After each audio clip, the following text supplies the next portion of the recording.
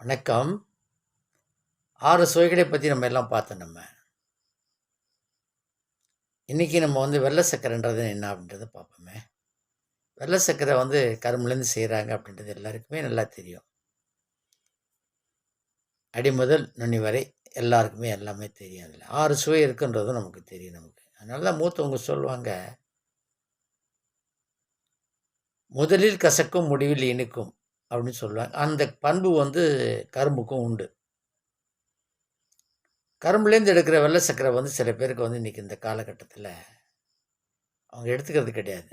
வெள்ள சர்க்கரையில ரொம்ப அதிகமான இது இருக்குது. அத சாப்பிட்டாக்க எனக்கு இனிப்பு நெறி வந்துரும். அப்படின்னு பயந்துட்டு அதுக்காக அத சாப்பிடுறது இல்ல. ஆனா ஒதுக்கி வச்சுர்றாங்க. ஆனா காரணம் என்ன அதுக்கு? ஆரம்பத்தில அதில சர்க்கரையும் கலந்தாங்க. இன்னைக்கு நவீன காலம் அதிகமா போயிடுச்சு. எனக்கு சர்க்கரையே இல்லாத ஒரு பொருள் நான் எடுத்து சாப்பிடணும். எனக்கு ஏன்னா சர்க்கரை குறைவா இருக்கிறதோ, சர்க்கரையே இல்லாதத நம்ம சாப்பிடணும்னு நினைக்கிறது ஆசை தான். ஏன்னா நமக்கு சாப்பிடணும்னு தோணும் இல்ல எல்லாருக்குமே. கசப்பு, இனிப்பு எல்லாத்தையுமே சுவைச்சு படணும் ஒரு ஆசை இருக்கத்தானே செய்யும். அதையும் பார்த்தீங்கன்னா, இனிப்புன்னு சொன்னா நம்ம கேட்க வேண்டியதில்ல. ஆனா, அந்த இனிப்புக்கு பதிலா மாற்று இனிப்பு வேணாம். சுகர்லெஸ். சர்க்கரை குறைவா இருக்குது. ஆன்னு சொல்லியாச்சு. ஆனா, அதுக்கு மாற்று என்ன? ரசாயன கலவை தான் அதுக்கு மாற்று. இப்போ அந்த ரசாயனம் என்ன ரசாயனத்த கலக்குறேன்னு எல்லாருக்குமே தெரியுமா? ரசாயனம் ஏதோ கலக்குறாங்க அப்படின்னு தான் அத கலக்குறாங்க.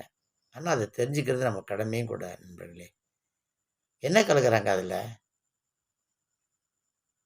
Alcohol, sugar, maltitol, polyol. இந்த 3யும் இப்ப கலக்கிறதா ஒரு ஆராய்ச்சி நிறுவனம் கூறியிருக்குது. ஆனா, இதனுடைய தன்மை என்ன அப்படின்னு பார்த்தீங்கன்னாக்கா, சர்க்கரைய விட அது ரொம்ப அதிகமான இனிப்ப கூட்டிக் கொடுக்கும். அப்ப சர்க்கரையே சாப்பிட்டு போயிடலாமே! அப்படின்னு சில பேர் நினைக்கலாம். அதுக்கு மாற்றா தான் இது வந்திருக்குது. ஆனா, இதனுடைய பிரதிபலிப்பு என்னன்றது இன்னும் ஆய்வில நமக்கு இருக்குது. அத பத்தி நம்ம பேச வேண்டியது இப்போ வேணாம். ரசாயனன்றது நமக்கு தெரிஞ்சுக்கிட்டோம். அப்ப ரசாயன கலவை இருக்குது அப்படின்றத கொஞ்சம் எச்சரிக்கையா நம்ம இருந்துக்கலாம். அப்படி சாப்பிடும்போது ஒரு சிலருக்கு செரிமான கோளாறும் வந்துரும். செரிமான கோளாறு வந்துட்டா என்ன ஆகும்னா, அப்புறம் பசி எடுக்காது. பசி எடுக்காட்டி போனா, அடுத்து சோர்வு வந்துரும். சோர்வுக்கு அடுத்த அப்புறம் நம்ம உடம்புல காய்ச்சலும் வந்துரும். காய்ச்சல் வந்துட்டா, எல்லா விதமான பண்புகளும் மலச்சிக்கல், மனச்சிக்கல், பணச்சிக்கல் எல்லாமே நம்ம உடம்புல தோன்றி மறைய ஆரம்பிச்சுருவாங்க. இதுக்கெல்லாம் காரணம் என்ன? நம்ம சரியான உணவ தேர்ந்தெடுத்துக்கிறோமா அப்படின்னு பார்த்தா, அதில நம்ம கவனமா இருக்கணும். இந்த பரபரப்பான உலகத்தில நம்ம எல்லாத்தையுமே இது சரி, இது தவறுன்னு நம்ம சொல்லிட்டு இருக்க முடியாது. ஏன்னா காரணம் அவங்களுடைய தேவை, அவங்களுடைய பொருளாதார நிலைமை அப்படி இருக்குது. ஆனா, நம்ம எதையுமே காசு குடுத்து நம்ம நோய தேடிக்க வேணாமான ஒரு அக்கறையில தான் அந்த பதிவு உங்களுக்கு. ஆக,